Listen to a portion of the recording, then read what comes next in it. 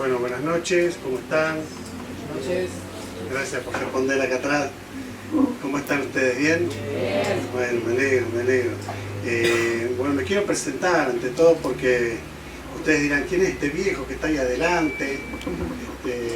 Que se hace joven, que viene a un campamento de jóvenes, ¿no es cierto? Viene su esposa, tendrá hijos, tendrá esposa, estará divorciado. ¿Qué piensan ustedes? Bueno, quería presentarles en primer lugar antes de comenzar con el tema. Bueno, mi nombre es Claudio Marcelo Darío Heikel, ¿sí? Soy de ascendencia árabe, fui de religión musulmana, toda mi familia religión musulmana. Me convertí a Cristo a los 16 años. No voy a contar el testimonio, lo voy a contar mañana. Bueno, me puse de novio con Karina, la que es mi esposa, a los 21 años, casi a los 21 años. Fue mi única novia, mi única esposa. Hace 35 años que estamos casados, tuvimos 2 hijos. Mi hijo mayor, Nadir, que tiene 33 años, se casó también en el 2018 y tiene un hijo de 1 año y 9 meses, se llama Santiago. Y mi hija Natille, que tiene 27 años, para 28, y también se casó, hace ya prácticamente va a ser ahora en abril, el 4 de abril, 2 años, ¿sí? Que él se casó, que ella se casó con Fabián, está congregado en la iglesia de Morón con nosotros, y Nadir se casó con Cecilia, que también está congregado en la iglesia de nosotros, están trabajando con adolescentes. Bueno, ya van a ver la foto, traje algunas fotos para que conozcan a mi familia, después en todo caso se las muestro, pero de todas maneras voy a necesitar el PowerPoint para poder mostrarles, ¿no es cierto?, lo que es el tema de hoy. Los hermanos, los jóvenes, los colaboradores y los responsables de este campamento han tomado un nombre, ¿no es cierto?, clave para este campamento. ¿Cuál es? Sismo. ¿Por qué Sismo? Justo en San Juan, ¿no es cierto?, que es la provincia argentina que tuvo el terremoto más tremendo, ¿no?, en el año 1944. Murieron 10.000 personas, no sé si sabían los jóvenes esto, murieron 10.000 personas acá en San Juan. Y bueno, ha hecho destrozos en todo San Juan, no solamente en la ciudad capital, sino también alrededor, y también llegó a Mendoza, a Chile. Y es importante recordar esto de los sismos. ¿Por qué? Porque cuando en San Juan hablan de sismo, ¿de qué hablan? De imprevisibilidad, ¿o no? Viene el terremoto en cualquier manera, de cualquier forma y en cualquier momento. Por más que los sismógrafos puedan calcular cómo vienen, de dónde vienen, hacia dónde van, nunca se calcula la dimensión exacta de lo que puede causar un terremoto. Bueno, vamos a utilizar justamente esto que muy acertadamente los responsables han dado como el tema base para poder tomar en estos días, justamente el antes de un sismo, el durante del sismo y después del sismo. No vamos a hacer enseñanza de lo que va a ser, bueno, lo que ustedes habrán aprendido seguramente en la facultad, en la universidad, o en la escuela, o aún, no sé, cualquier ente gubernamental, ¿no es cierto?, que enseña a la gente a cómo cubrirse o cómo tratar de que no afecte muy gravemente lo que sería un terremoto o un sismo. Así que en estos 3 días vamos a ver estos temas importantes, ¿no es cierto? Estamos hablando de estos 3 días. ¿Por qué? Porque en realidad va a ser hoy a la noche, la primera parte, lo vamos a dividir en 2, esta noche el mensaje. La primera parte quiero hablarte a vos que todavía no recibiste a Cristo, que viniste acá a este lugar y bueno, viniste tal vez invitado por alguien, o por ahí sos hijo de alguien que va a la iglesia, entonces lo acompañás a tu papá o a tu mamá, pero no tomaste una decisión todavía por Cristo. En la vida de todos nosotros hay sismos completamente diferentes los unos a los otros. Estos sismos hacen que nosotros podamos pensar cómo está capacitada nuestra vida, cómo está prevenida nuestra vida de lo que pueda venir o lo que pueda pasar. Es importante también que nosotros podamos tener en cuenta, se apagó, ¿no? Se apagó la compu, sí, yo les había dicho que duraba 1 minuto prendida la compu. Lo uso tanto esta compu que ya está gastada la batería, está completamente gastada todo. Así que bueno, vamos a ver algo importante en esta mañana, o en esta tarde, mejor dicho, noche, que tiene que ver con tu vida y tu eternidad. yo no sé si todos son de Cristo, porque la idea de este campamento es justamente hablar de Cristo. Acabamos de cantar las canciones justamente que hablan de un ser que es superior, que nosotros podemos considerar como el Dios de los cielos y de la tierra. Nosotros podemos considerar a Cristo no como un pobre hombre que vino a la tierra, que sufrió y todo el mundo lamentó y fue a la cruz, y pobrecito él, como las mujeres que encuentran en los evangelios, ¿no es cierto? Hacían lamentación por él cuando él iba camino a la cruz, lamentándose por él, y él se da vuelta y les dice, no se lamenten por mí, lamentense más bien por ustedes, porque van a venir tiempos donde dirán a los montes, escondernos, escóndannos. ¿Por qué? Porque no hay nada que a nosotros nos proteja de lo que está pasando y lo que pasará en el mundo.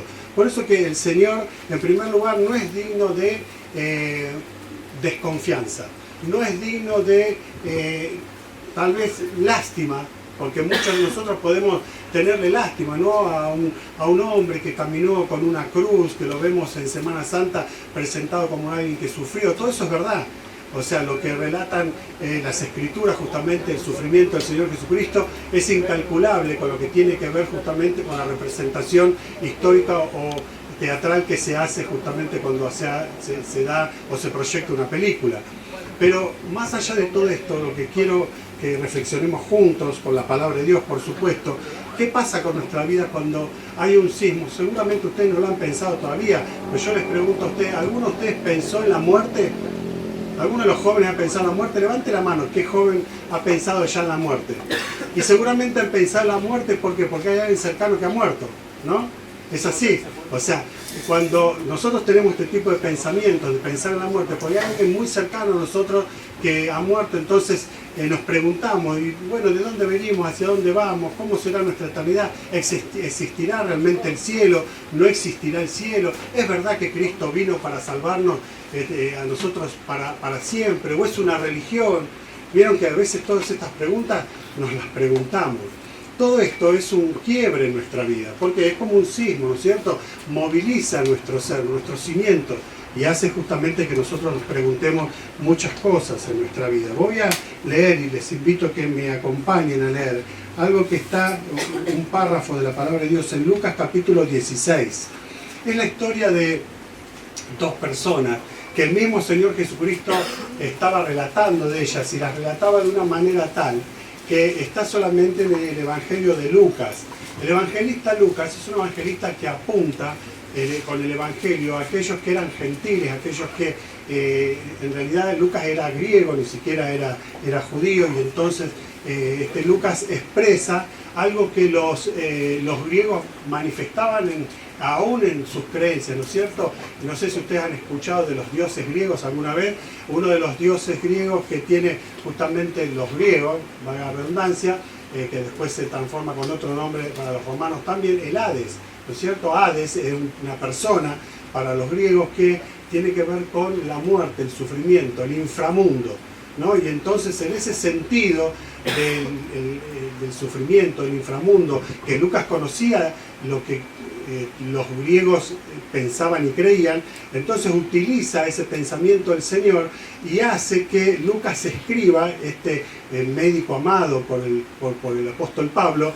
Lucas escribe justamente del Hades, del sufrimiento, y escribe, no dice el paraíso, sino escribe del seno de Abraham, que es justamente el seno de la fe, porque Abraham está reconocido como el padre de la fe. Y entonces lo muestra a Abraham, en este relato que ahora vamos a leer, como aquel que es el que dirige, o el principal, en el lugar donde van a parar todos aquellos que tienen fe en quién, en Dios. Y entonces en este relato, que lo vamos a leer ahora, el Señor Jesucristo les enseña a aquellos que estaban escuchando en ese tiempo, en ese momento, lo siguiente. Fíjense, vamos a seguir la lectura todos juntos. Si tienen Biblia, compartan con el que tiene al lado, con el que no tiene al lado, y entonces todos juntos vamos a ir siguiendo la lectura. Leo en voz alta. Dice Lucas 16, versículo 19. Había un hombre rico que se vestía de púrpura y de lino fino, y hacía cada día banquete con esplendidez. Había también un mendigo llamado Lázaro, que estaba echado a la puerta de aquel, lleno de llagas, y ansiaba saciarse de las migajas que caían de la mesa del rico, y aún los perros venían y le lamían las llagas. Aconteció que murió el mendigo y fue llevado por los ángeles al seno de Abraham, y murió también el rico y fue sepultado. Y en el Hades alzó sus ojos, estando en tormentos, y vio de lejos a Abraham y a Lázaro en su seno. Entonces él, dando voces, dijo: Padre Abraham, ten misericordia de mí, y envía a Lázaro para que moje la punta de su dedo en agua y refresque mi lengua, porque estoy atormentado en esta llama. Pero Abraham le dijo: Hijo, acuérdate que recibiste tus bienes en tu vida, y Lázaro también males, pero ahora éste es consolado aquí y tú atormentado. Además de todo esto, una gran cima está puesta entre nosotros y vosotros, de manera que los que quisieran pasar de aquí a vosotros no pueden, ni de allá para acá. Entonces les dijo: Te ruego pues, Padre, que le envíes a la casa de mi padre, porque tengo 5 hermanos, para que les testifique, a fin de que no vengan ellos también a este lugar de tormento. Y Abraham le dijo a Moisés y a los profetas tienen, óiganlos. Él entonces dijo: No, Padre Abraham, pero si alguno fuera a ellos de entre los muertos, se arrepentirán. Mas Abraham le dijo: Si no oyen a Moisés y a los profetas, tampoco se persuadirán, aunque alguno se levantare de los muertos. Y acá empieza el primer gran dilema: creer en el cielo y creer en el infierno. Yo no quisiera preguntar en esta noche quién cree en el cielo y quién quiere creer en el infierno, o quién cree en Cristo o quién no quiere creer en Cristo.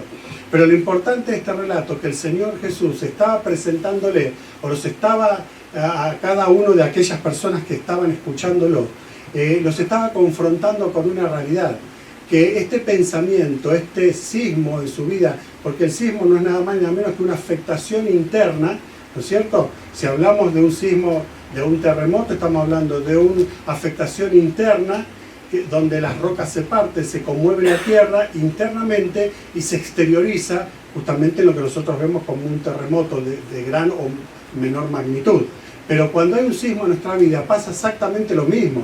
O sea, nuestro corazón como que se parte, se moviliza el corazón, se moviliza el alma. Empezamos a pensar, sobre todo, no cuando estamos en lo mejor de la historia de nuestra vida, ¿no es cierto? Sino cuando empezamos a perder personas a nuestro alrededor, que queremos, que amamos, que creemos que iban a vivir para siempre, que iban a estar siempre a nuestro lado. Y le pasa mucho a la edad de usted con sus abuelos, ¿no es cierto? Tal vez, que van partiendo y entonces ahí empiezan a pensar algunos de ustedes, bueno, realmente entonces no vivimos para siempre en la tierra, no estamos creados para vivir para siempre en la tierra, estamos creados para vivir para siempre, pero no viviremos para siempre en esta tierra. Hay algo más allá de este mundo, hay algo más allá que Dios ha preparado. ¿Para qué? Para que viva todo aquel que cree en Jesucristo como su Salvador personal.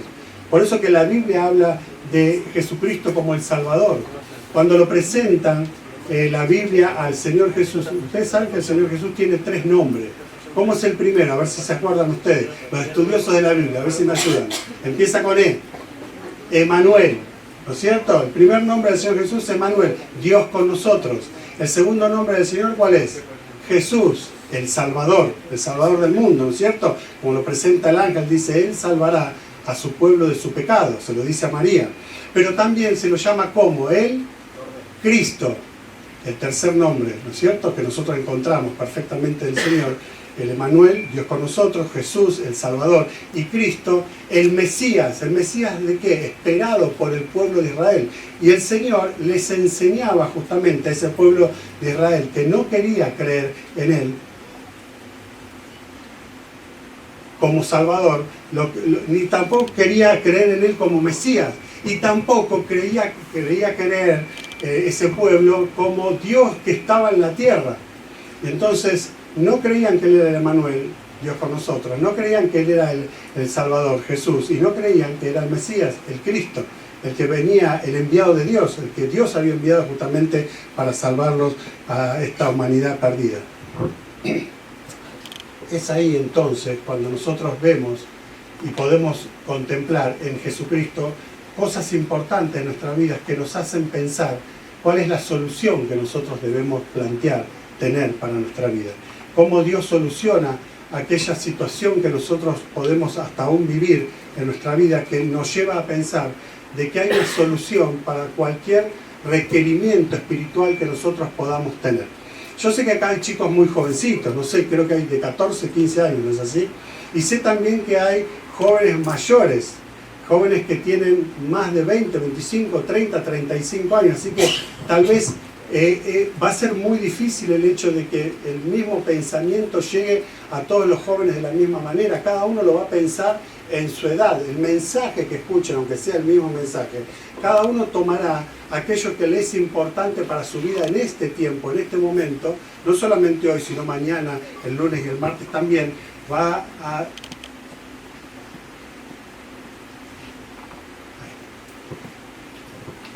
Gracias, querido. Creo que ahí está, ¿no? Creo que ahí va abriendo. Va a pensar, entonces va a reflexionar, y es lo que vamos a querer en estos días, que ustedes tomen una decisión por ustedes mismos, no por lo que le puedan decir en la iglesia, no lo que le puedan decir sus padres, sino lo que ustedes mismos piensen y terminen decidiendo con voluntad propia. O sea, tomar una decisión. Cuando yo me convierto a los 16 años, tomé una decisión que no me importaba el decir de los demás. Al ser toda mi familia musulmana, yo sabía con lo que me enfrentaría después. Yo sabía que esa decisión, no de cambiar una religión como ellos pensaron, sino de comenzar a tener una verdadera relación con Dios, para mí era importante. ¿Por qué? Porque yo había conocido una religión de muy joven. Y esa era la religión musulmana, que yo la estudié, fui a la escuela árabe, y para mí es moralmente una de las religiones más excelsa en cuanto a lo que es la moral y lo que es el cuidado de la familia. Por ejemplo, la religión musulmana está prohibido tener hogares de niños o de ancianos. ¿Por qué? Porque la familia debe cuidarlos. A los niños o a los ancianos, aunque se queden sin padres, siempre un vínculo familiar va a ser el que cuide. Está prohibido la usura, los bancos no pueden cobrar intereses. Gracias. Así como eso, está prohibido absolutamente todo lo que en nuestra moral estaría mal, en nuestra moral cristiana también estaría mal. Entonces, los quiero llevar a esto que es importante para mí en esta noche, no solo para que ustedes piensen, porque lo pensaba yo también. El día que yo, después de haber ido un año a la iglesia, no se está viendo todavía, después de haber ido un año a la iglesia, de acompañar a mi hermanita que ya se había convertido, yo seguía siendo musulmán, me invitan a un campamento juvenil. Y en ese campamento juvenil, el hermano que estaba hablando, un misionero de Rosario, de Santa Fe, lo primero que me pregunta es, después de haber hablado toda la semana, Marcelo, ¿qué vas a hacer con Cristo? Y yo le digo, don Juan, ¿qué quiere que haga? Me dice, mira, tal vez nunca más te vuelva a ver, pero es importante que vos sepas lo siguiente. Si vos te morís hoy, en esta noche, te vas a dormir, te morís, no teniendo a Cristo como Salvador, te vas al infierno. Y esa misma noche, yo, después de haber escuchado un año el mensaje de salvación, con esa sola frase yo me convertí. Porque era una verdad, un sismo que vino a mi vida en el pensamiento, pero también en el corazón. Es verdad, yo decía, si yo me voy a dormir y me muero, me voy al infierno. No tenía salvación, tenía una religión nada más, pero no tenía una relación con Dios, no estaba conformado como hijo de Dios. No es la religión lo que salva. El ser evangélico no salva a nadie. Ninguno de nosotros va a ir al cielo por ser evangélico, congregarnos en una iglesia evangélica. Nadie va al cielo por ser un religioso, ni pertenecer a ninguna religión. Ni siquiera la mejor de las iglesias evangélicas puede salvar a alguien. Ningún pastor puede salvar a alguien, ni el mejor de los pastores. Porque la Biblia dice justamente que Dios envió a su Hijo para salvarnos. Y entonces en esta noche quiero que veamos 3 puntos para pasar después a 5 puntos utilizando la mano. Ustedes me van a ayudar. Vamos a tratar de hacerlo un poquito dinámico porque bueno, hemos perdido más o menos 10 minutos por todo esto. Así que fíjense, el primer problema que se nos presenta a nosotros es el existencial, ¿no es cierto? No sé si alguna vez te preguntaste esto. ¿Está pasando? Sí. ¿Quién soy? ¿Te preguntaste alguna vez esto? ¿Quién soy? Y el quién soy está formado justamente en el sentido de dónde vengo, de dónde viene mi familia, cómo está conformada, quiénes son los ancestros, ¿cierto? ¿Quién soy?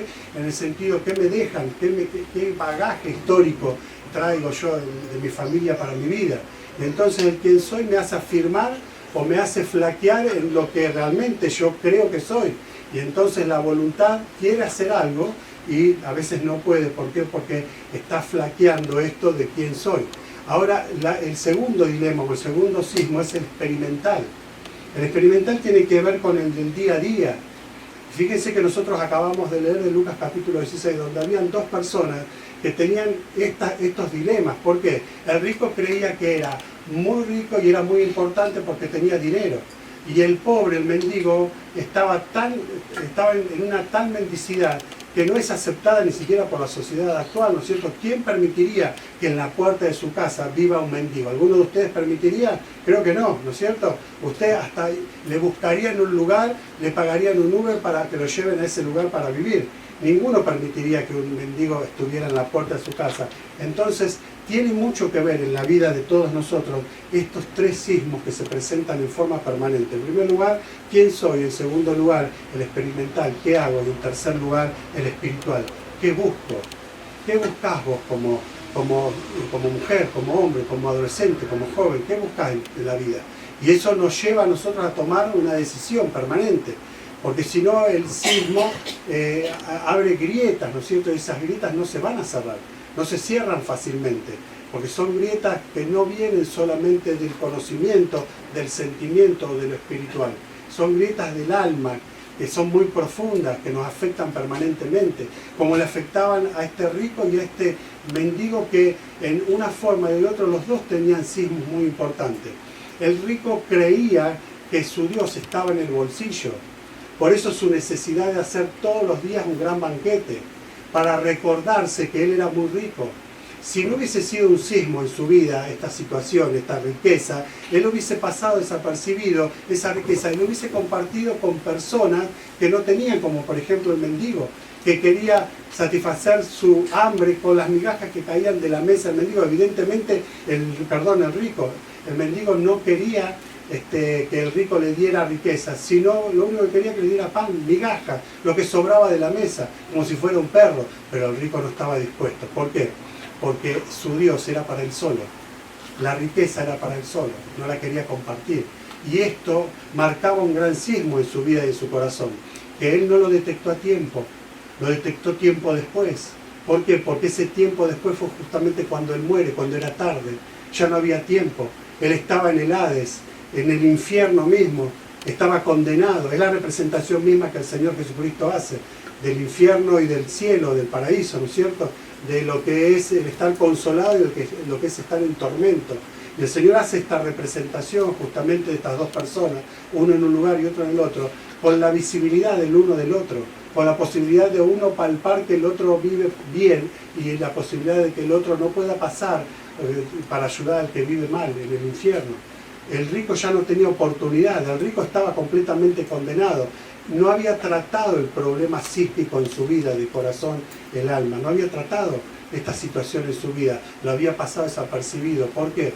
Porque las riquezas habían cubierto todo lo que él podía haber creído que se solucionaba con este Dios, con las riquezas. Pero está el mendigo también, ¿no es cierto? Se conformó con estar a la puerta, ¿no es cierto?, del rico. No podemos decir que estaba viviendo bien. No podemos decir que estaba bien lo que estaba haciendo. Ahora dice también que estaba cubierto de llagas. Era evidente que tenía sarna seguramente o alguna otra enfermedad, ¿no es cierto? Que dice que aún los perros venían y lamían su llaga. O sea, lo mismo que le pasó a Job cuando se enferma. ¿Recuerdan ustedes en Job capítulo 1, capítulo 2? Cuando lo dice clarito, que aún sus amigos cuando lo ven de lejos se espantan de la condición en la cual se encontraba Job. Y entonces ahí nosotros encontramos algo importante que tenemos que ver para ver cómo tratamos los sismos en nuestra vida. Y te quiero hacer dos preguntas para que vos te las respondas. La primera de ellas es, si vos te murieras hoy, ¿estás seguro de ir al cielo? No me la respondas a mí, respondétela para vos. El sismo está en tu vida, no en la mía. Yo estoy seguro ya. Este sismo ya pasó, ya pasaron más de 40 años. Yo estoy seguro de que mi eternidad está con Dios, que yo soy un hijo de Dios, que gracias a Jesucristo Dios me adoptó como su hijo, no porque soy bueno, no porque hago buenas obras, no porque soy pastor de iglesia, no porque ahora predico la palabra, nada que ver. Las obras no nos salvan. Y entonces la primera pregunta es, si murieras hoy, ¿estás seguro de ir al cielo? Repetite para vos esta pregunta. Vamos a decirla en voz alta. ¿Estoy seguro de que si muriera hoy voy al cielo? Repetidla conmigo. ¿Estoy seguro de que si muriera hoy voy al cielo? Y respondete la palabra. La segunda pregunta. Suponiendo que vos te murieras hoy, ¿por qué crees que Dios te debe dejar entrar al cielo? Es una pregunta más movilizadora, ¿no? Porque te da o te quita derechos. Entonces, hacete esta pregunta también. Si estoy seguro o no de ir al cielo, y si yo me presento delante de Dios, ¿por qué Dios me tiene que dejar entrar en el cielo? Y vamos a levantar este dedo. ¿Cómo se llama este dedo? Pulgar. Van a recordar, mientras esté en este campamento, que el pulgar nos habla de que el cielo es un regalo. ¿Por qué el cielo es un regalo? Esperen que está trabada. ¿Por qué el cielo es un regalo? Porque la Biblia lo dice. Porque evidentemente Dios quiere regalar el cielo, porque no hay forma de que el hombre, la mujer de este mundo puedan recibir el regalo de Dios por cuenta propia, porque si no, no sería un regalo. Todos ustedes cumplen años, como yo, ¿no es cierto? Y algunos de ustedes pagan el regalo que le traen los familiares, los padres, los amigos. No lo pagan ustedes, lo paga el amigo, ¿no es cierto? Porque quieren agasajarlos. Bueno, Dios no nos quiere agasajar porque no merecemos agasajo de Dios. Pero la Biblia dice que el cielo es un regalo. ¿Por qué? Porque no podemos ganarlo con nuestra cuenta. No podemos hacer nada para ganar el cielo como regalo. Y entonces por eso estamos todos perdidos. Por eso que ahí hay dos pasajes de la Biblia, uno en Romanos 6, versículo 23, que dice, no está proyectado, ¿no? A ver si puedo proyectarlo desde acá.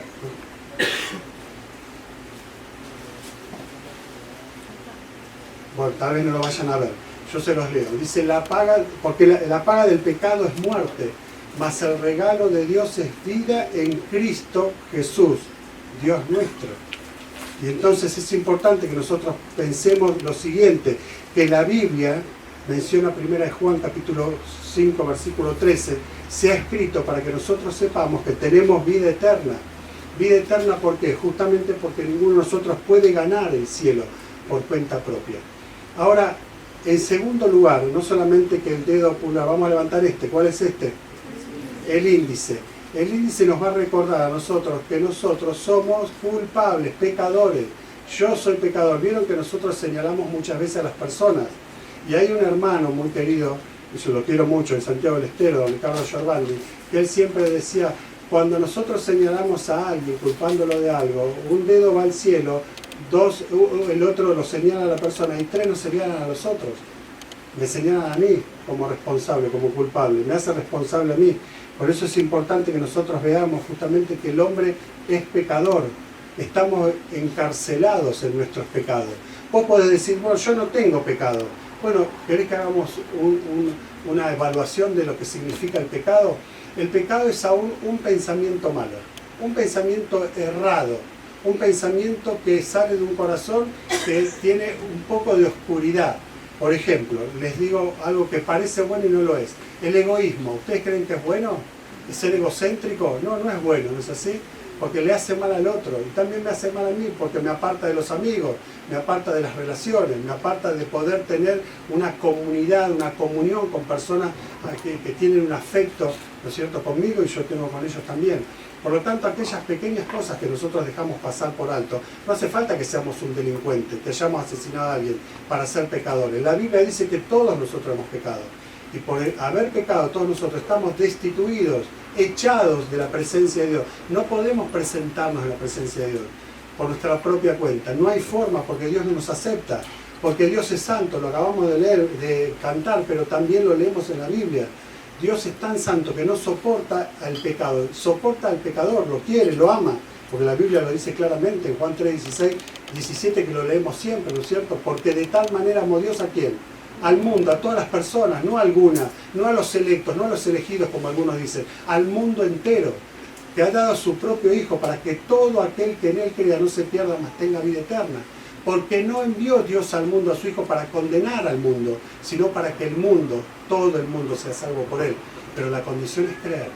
Y para creer hay que arrepentirse, porque no hay forma de acercarse a Dios si yo no me arrepiento de mis pecados. Por eso Efesios capítulo 2, versículo 8 y 9, dice, por gracia somos salvos, por medio de la fe, no por medio de obras. Porque no es algo que nosotros podamos conseguir, es un don divino, es un don de Dios, que es por gracia, por voluntad propia de Dios. Para que nadie diga yo me salvo por mi propia cuenta. Bueno, ahí aparecen cuando quieren, ¿no es cierto? Van apareciendo los pasajes. El primer dedo, ¿cuál era? Vamos, chicos, con ganas, pues parece que estoy en un geriátrico. Estoy en un geriátrico.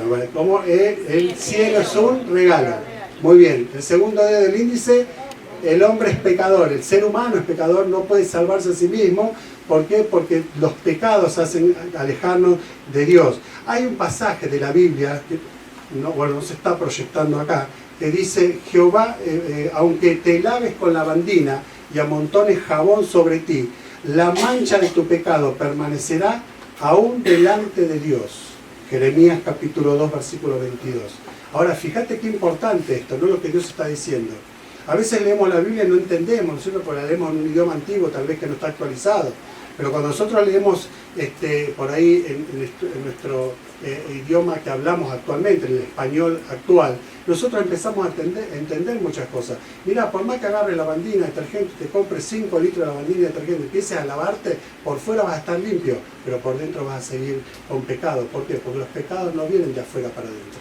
Los pecados salen de dentro del corazón del hombre. Y Dios sabe que vos tenés pecado, como yo también tengo pecado. Aún siendo creyentes, nosotros tenemos pecado, muchos pecados. Los cristianos tenemos mucho pecado. Pero hay una diferencia, que reconocemos que somos pecadores. Y al reconocer que somos pecadores, la primera puerta abierta para poder nosotros pensar de que Dios nos ama y nos quiere salvar. Por eso el cielo es un regalo. Ahora el tercer dedo, que no lo voy a levantar, porque acá se tiene como una mala imagen, ¿no es cierto? El tercer dedo. ¿Cómo se llama el tercer dedo? Anu. Ese dedo nos va a demostrar a nosotros que Dios es misericordioso y justo. Gracias. Misericordioso y justo. Entonces, nosotros hablamos de misericordia. Vieron que siempre hemos escuchado, aún en todas las religiones, Dios es amor, y es verdad. Dios es misericordioso, también es verdad. Pero el que sea misericordioso no quita que Él también sea justo. Y la Biblia dice que Él de ningún modo va a tener por inocente al culpable. No lo tiene por inocente. El culpable es culpable al fin y Dios lo condena al culpable. Está condenado. Y entonces nosotros, la Biblia dice, nosotros estábamos condenados en nuestros delitos y pecados. Los seres humanos estábamos condenados en nuestros delitos y pecados. Y por eso que cuando yo comencé justamente a ver la realidad de que Dios quería tener una relación, y pasó un año, yo tenía 15 años, hasta los 16 años empecé a escuchar el Evangelio y comparaba con el Corán. ¿Qué me decía el Corán? Que me enseñaban, que me habían enseñado en la escuela musulmana todos los días de mi niñez, con lo que decía la Biblia. Y el Corán decía: tenés que portarte bien, tenés que ser bueno, tenés que hacer oraciones, tenés que hacer ayuno. ¿Para qué? Para agradar a Dios. Y la Biblia decía completamente lo contrario. No hay nada que nosotros podamos hacer que pueda agradar a Dios. ¿Por qué? Porque nuestras obras son como trapo de inmundicia delante de Dios, por más buenas que sean. ¿Por qué? Porque Dios es tan perfecto que nosotros, al caer en imperfección, cuando caímos allá en el principio con Adán y Eva, el pecado pasa de un hombre a toda la humanidad. Vieron que los chicos buscan siempre lo malo, de chiquitito ya, ¿o no? Ya van inclinados, vos le decís no lo hagas y ¿qué hace? Se sonríe y va, ¿no es cierto? Va a hacer eso. ¿Por qué? Porque en el corazón del ser humano ya está implantado esa semilla de maldad que Satanás puso, no es propia del hombre. Pero entonces Satanás tomó un señorío sobre nosotros.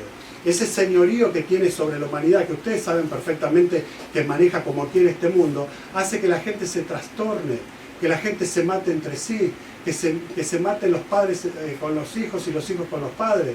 Ya no es más como tal vez escuchábamos antes, cuando yo era chico, se escuchaba alguna vez, no sé, algún depravado violaba a alguna chica. No, ahora los padres violan a las hijas, los abuelos violan a las nietas. Es impresionante lo que está pasando en este mundo, que está completamente pervertido, y vos sos parte de este mundo. Y la perversión esta, vos la lees todo el tiempo y la ves en las redes sociales. No hay forma de disfrazar nuestra mente, porque la maldad está acá visible todo el tiempo y en todo el mundo, y lo podemos conocer con hacer un clic, ¿no es cierto? ¿Cuántos hay que se inventen en la pornografía? Un creyente todo el tiempo en la pornografía. Vos tal vez estás en esto. Dios no te condena por estar en la pornografía, sino por estar alejado de Dios. ¿Te das cuenta la diferencia? Dios te condena, nos condena por estar de espaldas a Dios. El pecado más grande que nosotros tenemos es por darle la espalda a Dios, no por cometer un pecado, sino que por cometer el pecado de darnos vuelta de espalda a Dios, es decir, no te necesito, Dios. no te necesito, Señor. Y entonces ese sismo que viene a nuestra vida no se puede solucionar. ¿Por qué? Porque no se soluciona el existencial, no se soluciona con la experimental y tampoco el espiritual está ordenado. Ahora fíjate vos, si Dios es misericordioso y justo y me va a condenar porque soy culpable, ¿no es cierto?, del pecado de haberme alejado de Él, entonces hay una solución que Dios plantea desde la eternidad. Dios no es un Dios reactivo, desde la eternidad Él pensó, sabiendo absolutamente todas las cosas. La humanidad va a caer, el plan de Dios es salvarla. Y entonces Jesucristo se humanaría para venir a la tierra. ¿Para qué? Para que todo aquel que en Él crea no se pierda, mas tenga vida eterna. Jesucristo murió por vos. Yo no sé si tal vez habrás visto, no sé, qué películas hay que se presentan en Semana Santa. La Pasión de Cristo, que va a salir la segunda parte, creo que ahora, ¿no? En Semana Santa. Y todos vamos a ir a verla. Porque la primera nos encantó, ¿o no? Y salíamos todos llorando. Pero después al rato yo agarro el coche, pasa uno que se me cruzó, tonto, ¿qué haces? Me olvidé de la pasión de Cristo por mí. Y nos pasa así, pues somos seres humanos y nuestro corazón está completamente pervertido. Lo único que puede limpiar eso es la sangre de Jesucristo. Por eso que la Biblia dice que Jesucristo, siendo el Dios eterno, imagínate vos esto, Dios es eterno, existe desde antes del tiempo. ¿Qué es lo primero creado por Dios? ¿Qué dicen ustedes? ¿Qué es lo primero que Dios creó? ¿Qué creó primero? El tiempo. No los cielos y la tierra. Primero crea el tiempo. Y después crea los cielos y la tierra. Porque empieza el primer día, el segundo día, el tercer día, ¿no es así? En el primer día Él empieza a crear. Ahora el tiempo, Dios no lo tiene. Dios es atemporal. Dios no envejece. Dios no es bebé, no es niño, no es adolescente, no es joven. Pero fíjate vos que cantamos en la canción. Dios se humanó, Jesucristo se humana, siendo Dios. El Hijo de Dios mismo, el Trino Dios. Jesucristo se humana, ¿para qué? Para pasar por las etapas de todo ser humano. Nace de una mujer como todo ser humano, crece como todo niño, crece como todo adolescente, crece como todo joven. Cuando llega a los 30 años es bautizado y empieza su ministerio y aproximadamente a los 30 años y medio Él es crucificado en una cruz. Era un plan divino, no es un plan de los judíos, como algunos dicen y odian a los judíos. Yo soy árabe, no puedo odiar al pueblo judío, al pueblo de Israel. Es imposible, porque el Señor era judío, ¿o no? Entonces es importante que nosotros pensemos cuál es la raíz de por qué Jesucristo vino a la tierra. No vino a la tierra por los judíos solamente, vino por todos nosotros. Por eso la Biblia dice, a los suyos vino y los suyos no lo recibieron, mas a todos los que lo recibieron les dio el derecho, la potestad, el poder de ser llamados hijos de Dios. 1 Juan capítulo 3, versículo 1 dice claramente, mirad cuál amor nos dio Dios, Jesucristo, ¿no es cierto? Entre paréntesis, decimos nosotros, ¿para qué? Para que nosotros podamos ser llamados hijos de Dios. O sea, en Jesucristo nosotros tenemos una apertura enorme. Algunos de acá por ahí tienen los abuelos que son españoles y tienen acá el pasaporte español. Parece a España alguna vez o a Francia, donde fuera. Jesucristo nos da el pasaporte de la eternidad. Jesucristo te da no solamente el perdón de los pecados, porque Él derramó su sangre por vos. Jesucristo derramó en la cruz hasta su última gota de sangre. No hay nada que lo pueda representar a esto, ¿no es cierto?, en una verdad. Solamente una película o la imaginación. Pero cuando yo pienso que el justo murió por mí, que soy injusto, yo no tenía derecho a ser amado por Dios. ¿Cómo Dios envía a su propio Hijo para salvarme a mí, que soy pecador? A vos, que sos pecador. Que cometés pecados que nadie sabe, pero que vos conocés que lo son. Que vos te alejás con tu corazón todo el tiempo de Dios. ¿No lo hacemos todos nosotros esto? Que nos alejamos todo el tiempo de Dios en hecho, en palabra, en pensamiento. Ahora Jesucristo dio su vida por mí, dio su vida por vos. Por eso, pensé que estaba ahí los versículos. Bueno, primero Juan el Evangelista dice, el capítulo 1, versículo 1 al 14, no lo voy a resumir, dice, en el principio era el verbo, y el verbo era con Dios y el verbo era Dios. Y más adelante dice, y este verbo fue hecho carne, se hizo carne, Jesús, y habitó entre nosotros. Era el verbo eterno, el que dijo hagamos, ¿no es cierto? El que hizo, el que creó. Y entonces ahí nosotros podemos comprender, como dice Isaías capítulo 53, todos nosotros, todos, no hay excepción, nadie es más bueno que otro, nadie puede decir yo soy mejor que vos, yo merezco la salvación. Todos nosotros nos descarriamos como si fuéramos ovejas, Cada cual se apartó por el camino que quiso, eligió lo que quiso hacer. Mas Dios carga en Jesús, carga en Él el pecado de todos nosotros. Y toda persona que crea en Jesucristo como Salvador personal tiene vida eterna. Ahora, ¿qué tenéis que hacer? Por esto quiero terminar. ¿Qué tenéis que hacer? Creer. Pero no creer como... ¿Vieron que ustedes abren el grifo a la mañana? No sé cómo dicen acá, la canilla. ¿El grifo? Abren el grifo de la canilla. ¿Y cómo saben que va a salir agua? ¿Por qué van directamente al grifo? Porque tienen fe, ¿o no? Pero esa fe no los salva. Les lava un poquito la cara nomás el agua que sale de ahí. Van a tomar el colectivo, llaman un Uber. ¿Por qué tienen fe de que va a venir? Y bueno, porque la experiencia del día a día lo muestra, ¿no es cierto? Ahora, cuando ustedes trabajan bajo dependencia, ustedes saben que trabajan un mes y cobran a mes posterior o a fin de mes. ¿Cómo tienen fe que el patrón les va a pagar? ¿Y cómo no podemos tener fe en Dios? Que nos está diciendo permanentemente, yo te amo. Yo di la vida de mi hijo por vos. Mi hijo muere por vos. Yo no daría a mi hijo, yo tengo 2 hijos, por eso quería mostrarles la foto de mis hijos. No lo daría por ninguno de ustedes. Les soy sincero. Ni por ustedes, ni por nadie, ni siquiera de mi familia. Mis hijos son sagrados. Y para Dios lo era también. Pero Jesucristo vino a la tierra, enviado por el Padre. Porque Él lo dijo muchas veces, el Padre que me ha enviado. ¿Me ha enviado para qué? Para salvarte a vos y salvarme a mí. Le costó mucho a Jesucristo la cruz. No vino así y pasó rápidamente. Le costó el dolor, le costó el sufrimiento, le costó pensar que el pecado de todos nosotros, la inmundicia de todos nosotros, cargaba a Él. No teníamos derecho nosotros de crucificarlo. Por eso que no lo crucificamos nosotros, porque no teníamos derecho. Él se crucificó. Él dijo, yo pongo mi vida y la voy a volver a tomar. Y al tercer día Jesucristo resucitó, demostrando que Él tenía el poder sobre la muerte y al que tenía el imperio de la muerte, que era Satanás, que te gobierna a vos hoy y que te tiene sujeto con la muerte. Por eso el Señor, cuando habla en Lucas capítulo 4, dice, yo he venido para romper las cadenas de los que están en esclavitud, a los que están sujetos a esclavitud. Yo las rompo, dice el Señor. No hay forma que el que crea en mí, no hay cadena que lo pueda atar. Y es por eso que sigue diciendo el Señor cuando habla de sí mismo, cree en el Señor Jesucristo y serás salvo, presentado por el apóstol Pablo. Recuerdan ustedes en Hechos 16, cuando el apóstol Pablo se encuentra con un carcelero que estaba a punto de matarse, se iba a suicidar. Entonces Pablo dice, no te mates, estamos todos acá, no te hagas ningún mal. Y entonces el carcelero dice, ¿qué tengo que hacer para ser salvo?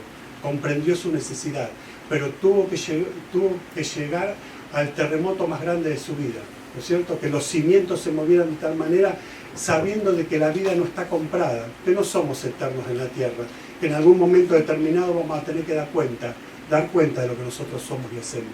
Y entonces Pablo le dice muy claramente, a unísono con Silas, los dos juntos le dicen, cree en el Señor Jesucristo y serás salvo. Y ahí le agrega una promesa para él también, que se puede cumplir en nuestra vida también, y tu casa también. Porque si empezás a vivir una nueva vida, no solamente que Cristo va a cambiar tu corazón, sino la vida y el corazón de toda tu familia. Mirá lo que Dios puede hacer, mirá el poder que Cristo tiene, mirá el poder que Dios tiene. No te estoy invitando a que vengas a calle San Luis, no te estoy invitando a que vayas a Rodeo de la Cruz, no te estoy invitando a que vayas a cualquiera de las iglesias, te estoy invitando a que recibas el regalo más grande, que es la eternidad en tu corazón. Dios te regala el cielo por Jesucristo, quien paga lo que nosotros nunca pudiéramos haber pagado. No fue comprado el cielo como las casas que nosotros compramos con dólares. Cuando yo me casé con Karina, yo me acuerdo que la casa que compramos, la compramos de soltero, $3.420 la pagamos. Que es la casa que vivimos hoy. Claro, estábamos contentos, porque habíamos juntado los dos para comprarla, las familias nos prestaban lo que faltaba, ¿no es cierto? Y entre todos pudimos comprarla. La eternidad no hay plata ni oro en todo el mundo, aunque juntemos toda la plata y el oro que pueda comprar la eternidad. ¿Por qué? Porque solamente se puede pagar con la sangre del Cordero de Dios, que es Jesucristo. ¿Querés creer en esta noche en Jesucristo? ¿Querés recibirle como tu Salvador personal? ¿Querés postrarte a los pies del Señor y decirle, Señor, yo te necesito? Sé mi Salvador. Te recibo como mi Salvador y como mi Señor. Quiero comenzar a vivir una nueva vida.